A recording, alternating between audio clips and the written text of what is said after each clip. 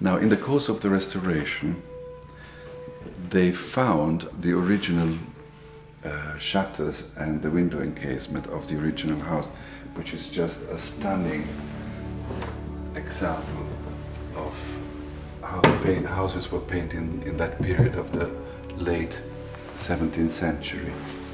And it was completely bleached out. So what we did was first retouch all the bits that had been damaged and then varnished it with a protective varnish in order to fix everything as it was. The problem then created itself of how to replicate this aged paint on the other side of the window. And I had to go slowly. You had lots of different colors and lots of different areas, and some were dark, some were red, some were light, some were bleached, some were not. So, and I did layer by layer, one piece after another, eventually trying to get as close to the original as I possibly could. So this is the inside of it. And please look at, sorry, I forgot to show you this. Just go into the details of this. So the person who did these panels, in my opinion, was a great professional, I find, because even though it is not a perfect replica of a chestnut or a pearl or whatever it is, the fact that he's so assured in his brush strokes means that he must have had some knowledge, or he must have done a lot of those. And I suspect that the paneling that is downstairs in the ground floor, which is much more academic in wood graining, was done by the same person. But on this floor somehow, either because he didn't have much time or for any reason, he went very fast and did this very effective and incredibly, I find, incredibly beautiful wood grain effect in these panels here. And it was fascinating to have to recreate that, because somehow I had, for the first time in my life, I had to be like an actor.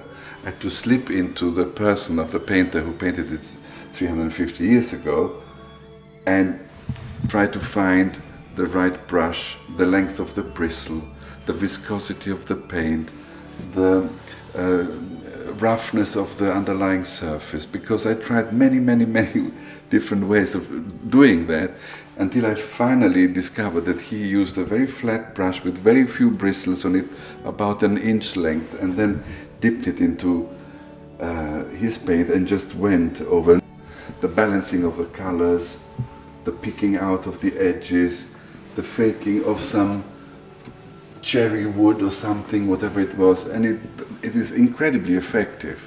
But I find that this here, it's a superb item, and it enriches the house immensely, I find. So, and therefore that part there became even more fascinating to do, because I had to somehow, you see, I had to have the same hand movements.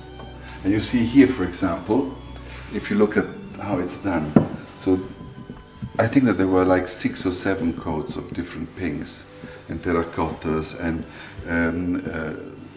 raw ambers, and they were put on in a very irregular and very nonchalant way, but only like that could I recreate the age of those panels there, somehow here to replicate it, you see. It is not only the wood graining which is fascinating. I find that the balancing of the colors is very interesting, because basically they have a very greenish paneling, and then they have a black line and a light frame, and then they go into a terracotta, and I find it is just very harmonious, even though they wouldn't fit together in a normal way. In this context, they are just fantastic.